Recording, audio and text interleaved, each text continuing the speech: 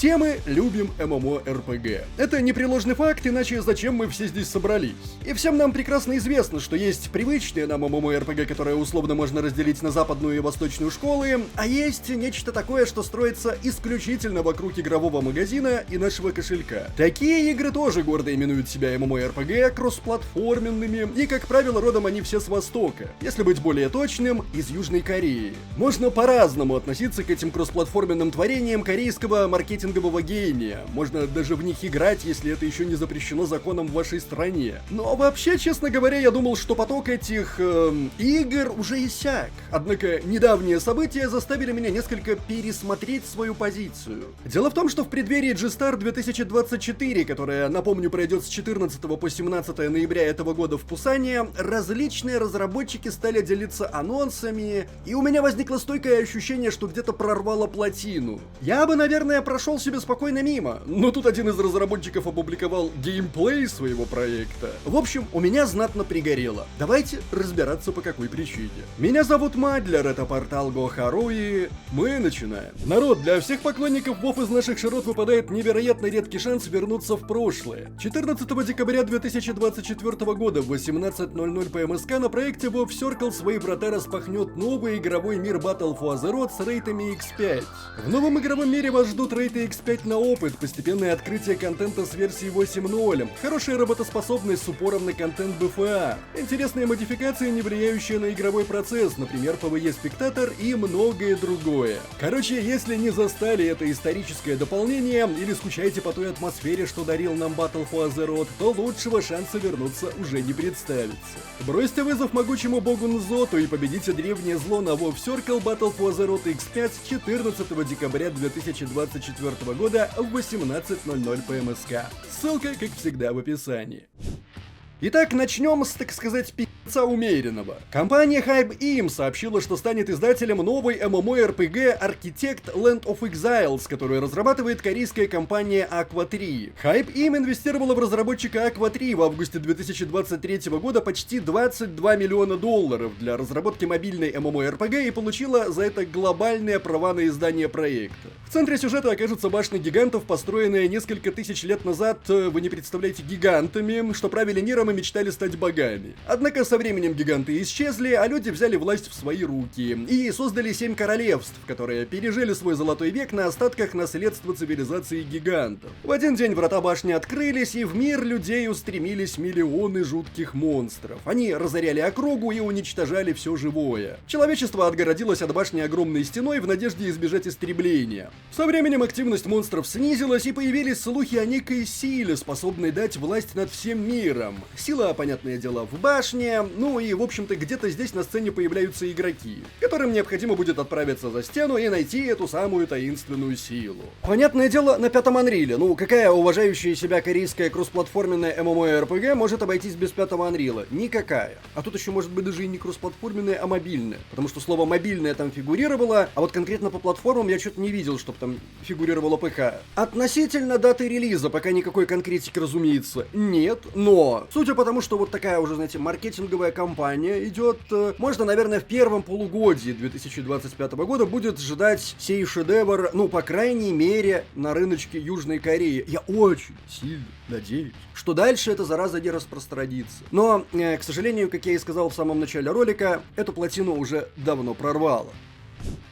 А вот следующая MMORPG точно кроссплатформенная. Относительно недавно Kakao Games сообщила о подписании договора на издание новой MMORPG от разработчиков из Lionheart Studio, известных по игре Odin Valhalla Rising. На текущем этапе проект носит кодовое название Project Q, а издательские права распространяются на все страны, кроме Китая. Причем нужно понимать, что Project Q это именно крупномасштабная MMORPG для ПК и мобильных платформ. Понятное дело, на 5-м Unreal, понятное дело, с бесшовным открытым миром, разнообразные персонажи, сражения с огромными боссами, подземелья, требующие разных тактик, и групповой контент тоже в наличии. Дата релиза запланирована на 2025 год. И это, пожалуй, единственная кроссплатформенная MMORPG из всего представленного списка в этом ролике, к которой я могу относиться хотя бы с небольшой симпатией, потому что, ну, знаете, мне в свое время понравилась Odin Valhalla Rising.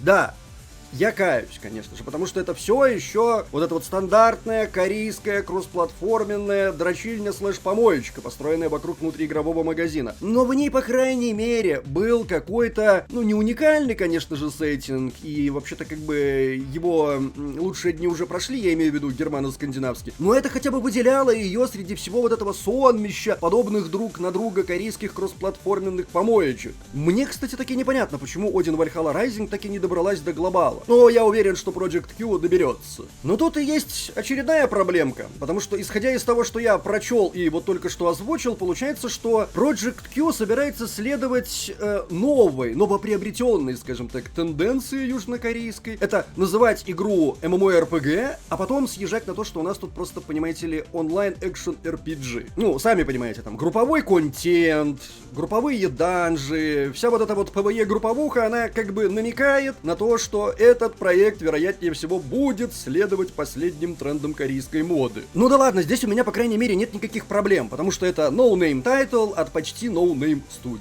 Проблемы возникают только тогда, когда под нож попадают известные тайтлы. Это не тот случай.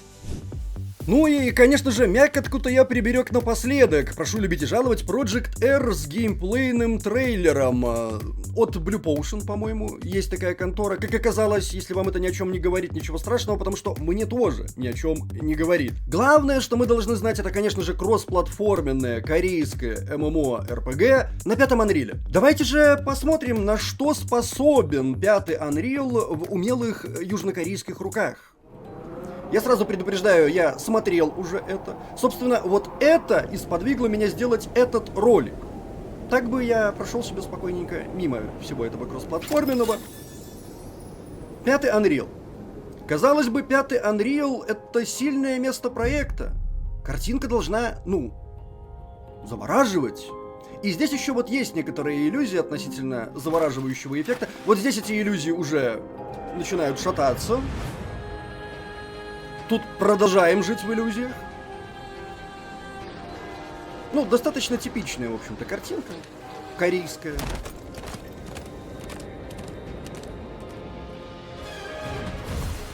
И вот тут понеслось. Прям понеслось. Невероятно уникальные классы. Прям выглядят, я больше нигде таких не видел прям. Боевая система, очевидно, года из 2005-го, 50-го, извините, хотел сказать, потому что, очевидно же, это же уникальное что-то. Анимации от боженьки просто от боженьки, все плавно, вообще не до колебаться. Ashes of Creation отдыхает. Нам тут демонстрируют классы во всей красе, так сказать. Простите мне за слово «краса».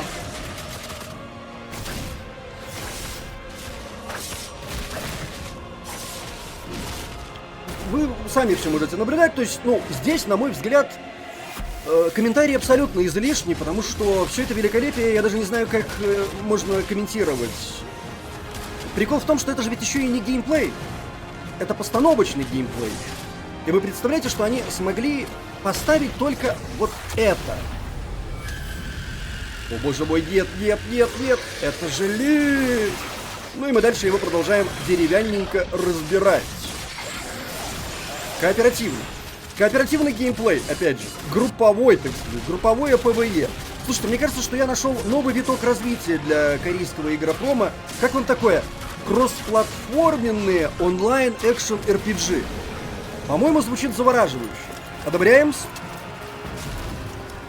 Типа какие-то намеки на осады, я надеюсь, нет? Хотя на самом деле вообще...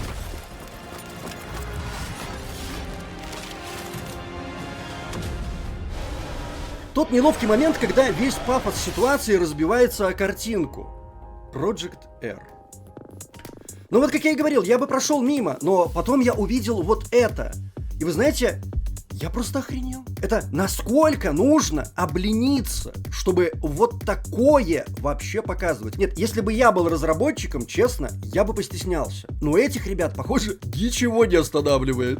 Итак, Project R от корейской компании Blue Potion Games. Разумеется, 5-й Unreal, как я уже неоднократно сказал, нам на серьезных щах обещают качественную графику со всякими люменами и нанитами. Моргните, если заметили нечто подобное в ролике. Скорее всего, вам что-то попало в глаз. Трехмерный открытый мир, реалистичные погодные эффекты, взаимодействие с окружающей средой, реалистичный, я не шучу, я правда не шучу, экшен, реалистичный экшен. И, цитирую, множество стратегических элементов, расширяющих границы возможностей вашего класса. В центре сюжета окажется мир людей, который борется со злой силой под названием Мокбайн. Человечество находится на грани гибели, родной мир постепенно погружается во тьму. По словам разработчиков, у каждого игрока будет свой собственный путь, так как в игре будет система выбора. Иными словами, принятые решения повлияют на отношение к вашему персонажу и события в мире игры, в том числе и на финал истории. Что же касается игрового контента, то запланировано множество PvE-активностей и возможностей для соревнований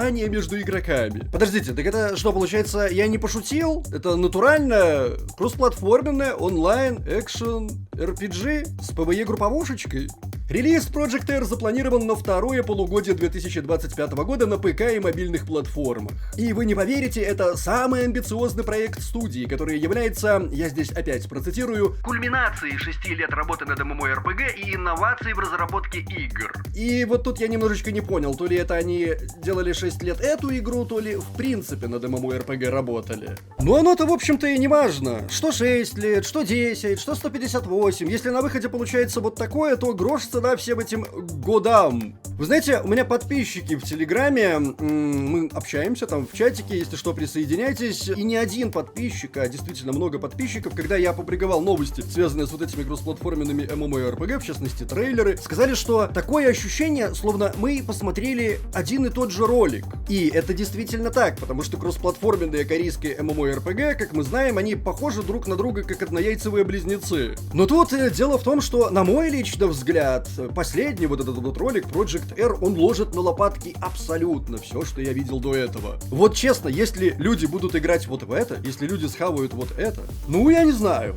Пожалуй, пойду-ка я и буду играть в свою кривую Ashes of Creation. А вообще, хотите верьте, хотите нет, но мы сейчас посмотрели на некоторое эволюционное развитие корейских кроссплатформенных MMORPG. Да, если раньше они смотрели в сторону PvP и масс-замесов с минимальным количеством контента, замешанного на гринде, то сейчас, видимо, насмотревшись на потуги других своих коллег, которым кто-то наплел про ценности западных игроков, лепят нечто сюжетно ориентированное с прицелом на групповой PvE-контент. И я, конечно же, желаю им всяческих успехов, но, сдается мне, кое-чего они все-таки в этой схеме не учли. Как вы думаете, что именно? Напишите об этом в комментариях. Не забываем, как всегда, традиционно поставить лайк или дизлайк этому видео, поделиться им с друзьями, оставлять свои комментарии, прожать колокол, чтобы быть в курсе выхода нового контента, и подписаться на нас везде, если еще не подписаны. С вами был Мадлер, это портал Goha.ru. Еще услышимся.